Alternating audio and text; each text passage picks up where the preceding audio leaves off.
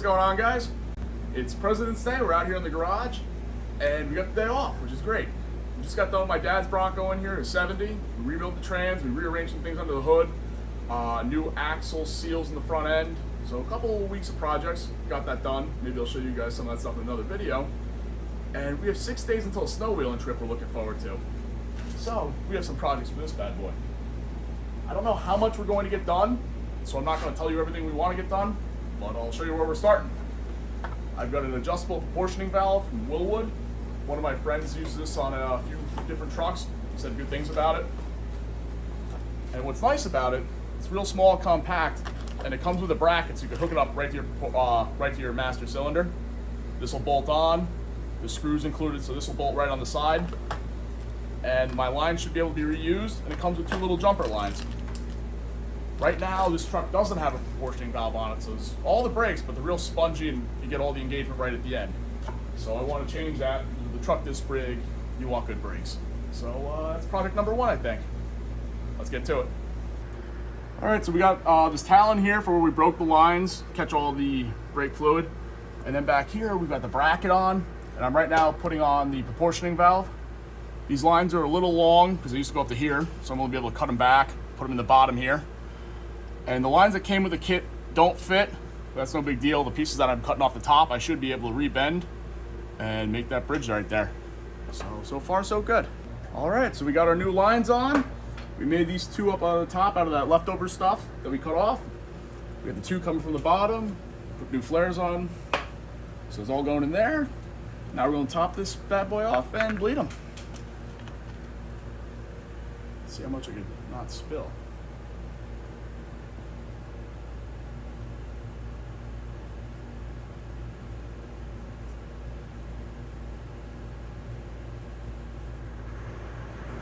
Like a professional. So when we left off, we just installed that adjustable proportioning valve that we're looking to go and bleed the whole brake system since we let air into it. In the rear, the bleeders were kind of stripped, so we went out to get new bleeders. Put the rear ones in, they worked well. One up front, and they weren't really an exact fit, and then we snapped the breather off over here, the bleeder. So we got new calipers, because these were the original calipers that were on my donor axle, so maybe there's some leaking in there. So we're still not able to get that nice firm pedal. We got a lot of drift in it. So we're gonna put these on and hopefully that fixes our issues. We're also going to go and bench bleed the master cylinder. That's something I neglected to do when I first installed it, so maybe we have a little bit of air trapped in there. So let's see if that fixes it.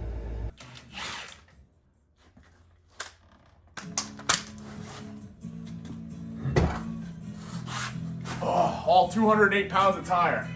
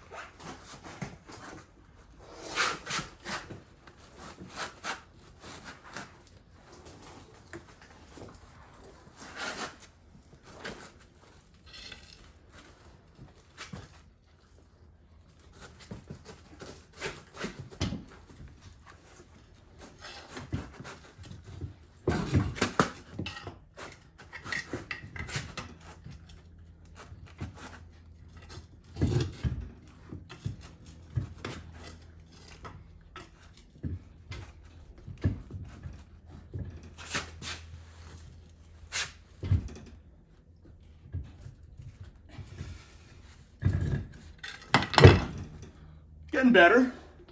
So we put the calipers on the truck yesterday and they went on well. We bled them, but we were still getting a spongy pedal.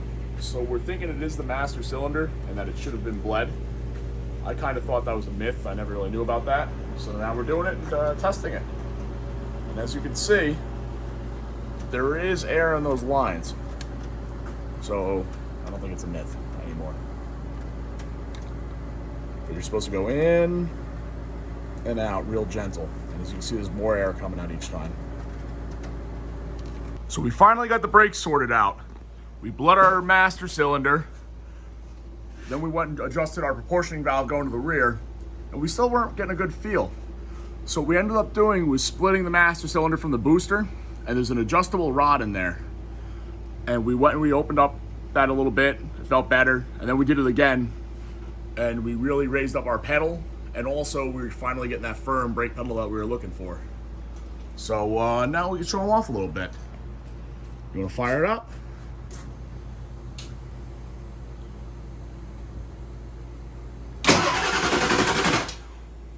Oh.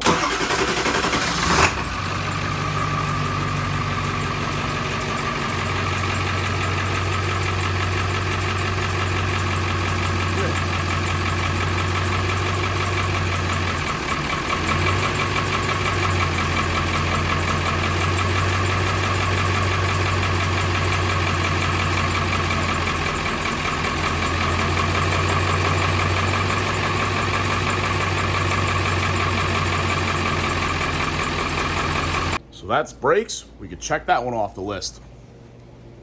Now, what do we have up next? Well, I think it's that transmission I keep talking about. It got real hot at Ross Creek, as you guys all know, and I want to rebuild it. So today is Wednesday afternoon. We're going out on Sunday. So I'm only going to rebuild this entire transmission tonight. Luckily, I picked up everything we need. Oh yeah. I'm gonna go flush the fluid out, we're gonna dump this in, and then this thing's gonna have no issues going through the weekend. It's not really having issues now, but I'm hoping for a little bit more grip, less slip, and I'm hoping this is the ticket.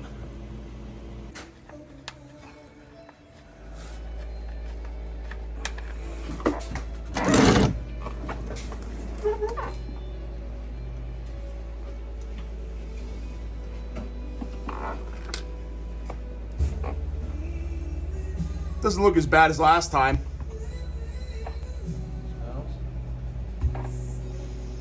Yeah, it smells like clutch.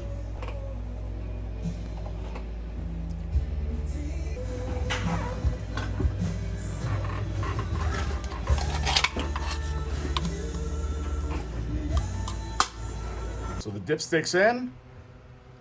That was an oversight when we went to Bronco Roundup. I had originally filled the transmission with the body off, and I never really checked it after that. So that wasn't on. So I was just covered up, as you could have saw.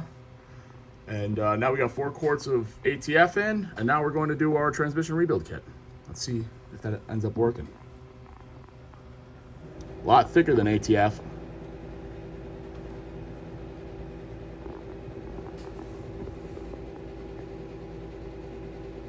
Oh yeah.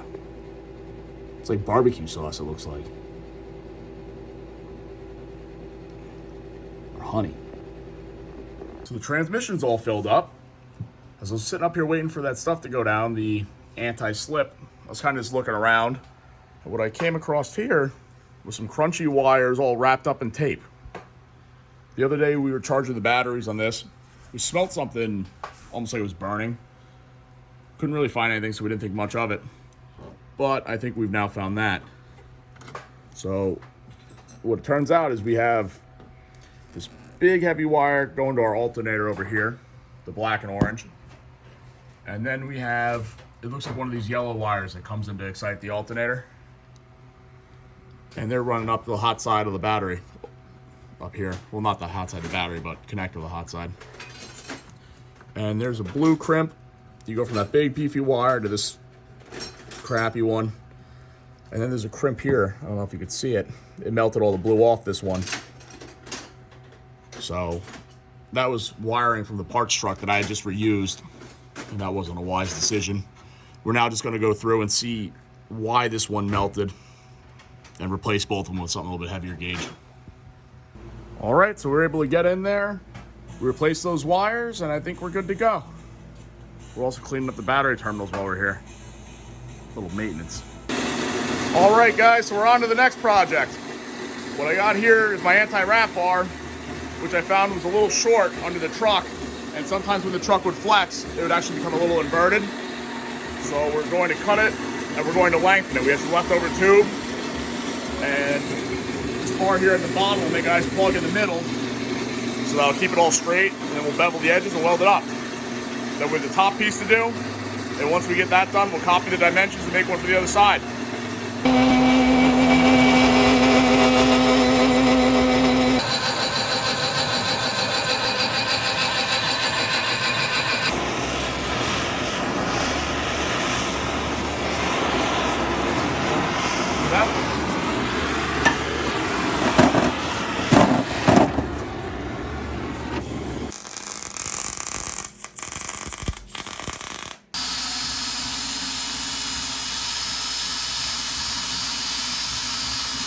All right, so we got our bar all together. Quick coat of red paint on the one side. Let that tack up and we'll go back in.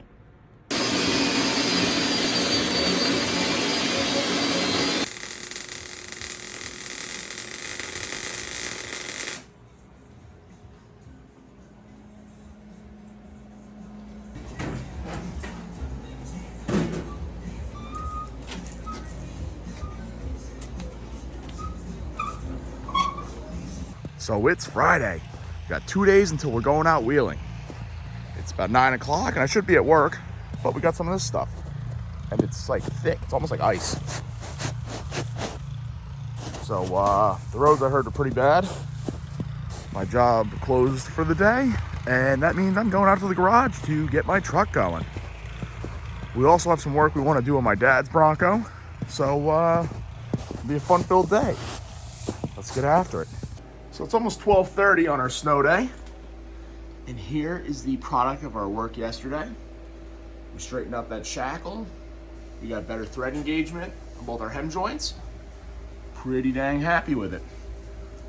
But we're missing one on that side. So that's what I want to tackle today.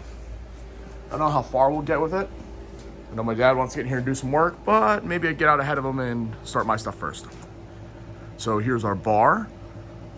And I'm gonna go do the bird's mounts on each side so that we can fit in our bushings. And then I should be able to cut the final length. I'm gonna make them the same size as the ones I worked on yesterday. And we should have a symmetrical setup. Let's see it. So we got our hole saw. This is the same size as this bushing sleeve. So what I'm gonna do is I'm gonna take this, cut right down through here, and that'll give me a nice location to mount this bushing up to. Then I'll weld it up solid and we'll go on to the next part. We're all rigged up in the fancy drill press. I'm going to just go take this cut. It's crude, but all it is just a little bit of fitment so we get some weld on there. So let's get to it. Got the bridge port down in low gear. I'm taking it slow, putting some oil on there. And slow and steady, we'll just cut right through this. Good to go. The other one, I made it our drill press. We have an old drill press in here. You might remember from some of the old earlier videos. And it is nice having the bridge port. It's a great tool to have in the shop here. So I'm gonna throw some more oil on this and keep cutting. Ta-da! We'll get that off there. We'll get it cleaned up, and I'll do the next tube, and then we'll be ready to start welding. There's our finished product. The same size as the other side. Actually, now we're all set. It's gotta be welded up, but I'm waiting to do that because I gotta reuse these bushing sleeves to get the proper spacing on this. So I'm gonna put the bushings in, put them in between here, and tack it to the rear end. Also, there used to be little tabs on here that came out. You can still see the one on the bottom there. It's so this would fit different size axles. And with that being like a Sterling 1025, it's a pretty big axle. So you have to grind those tabs off to get them to fit up. But that's what I'm doing now, getting those to fit, get them tacked on, and then I'll get these bars all tacked up, this bracket on the top, and shouldn't be too long after that.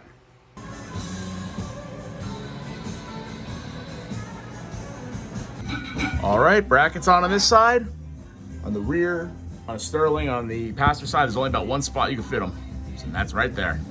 Got pieces painted over here, pieces painted over there. Not painted piece, that's still gotta get welded on. This piece there. Bracket in the rear's all painted, so we're waiting for that all to dry. Perfect opportunity to sort out the spare tire. I rolled that around. It's extra fun in the ice. It is still Friday afternoon. We lucked out with that snow day, got a ton done today.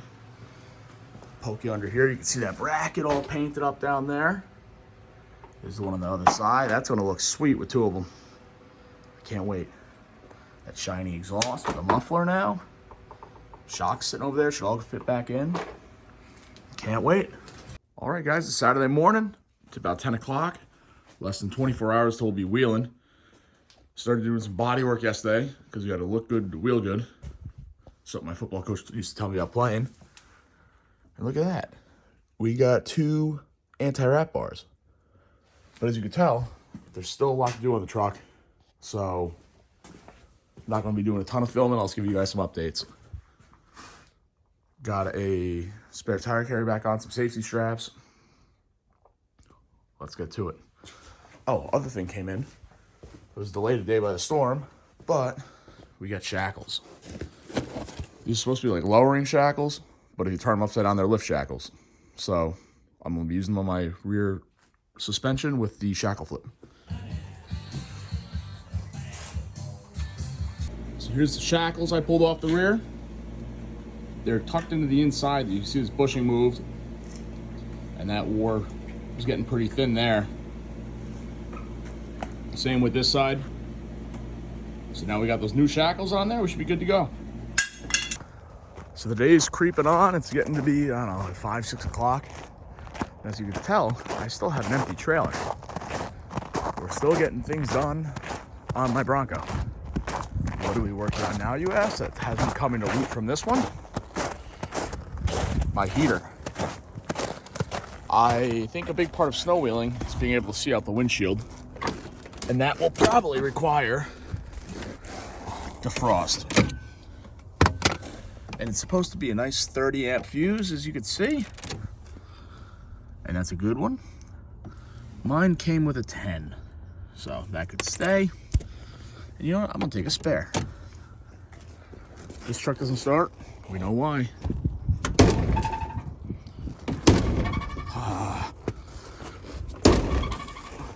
Shit. Got Bondo dust everywhere, but I don't know if you can hear it. We have fans, and that means we have defrost. Let's go.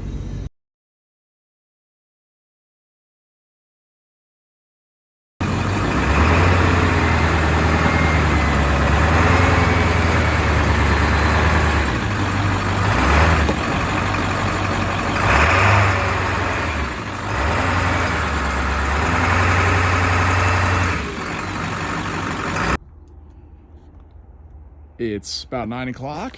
We're all tied down up on the trailer. I don't think you actually get a scope of how big this thing is, but I'm getting used to it slowly. Tomorrow I'll get out here early, pack some tools, run you guys through everything that's been upgraded, and then we're hitting the trails. All right, it's 5 a.m. wheeling morning. It's about 20 degrees outside. I've got some coffee and a block heater. Let's get this puppy warm so we have no issues starting and have ourselves a day. Cheers. So we have the tow rig going. We're all up and strapped in. We're getting ready to go in a few minutes. So it's been, I think, 5, 6 days. We started Monday, today's Sunday. Got a little bit of cheap body work touch up, nothing fancy. We got some edge trim on it. Just dress it up a little bit. But now for the big things, we got our secondary anti-wrap bar on. I'm excited to see that. That muffler is an old addition for the first time out with it. We went and straightened up and tightened up from the front end. New calipers on the front, better brakes.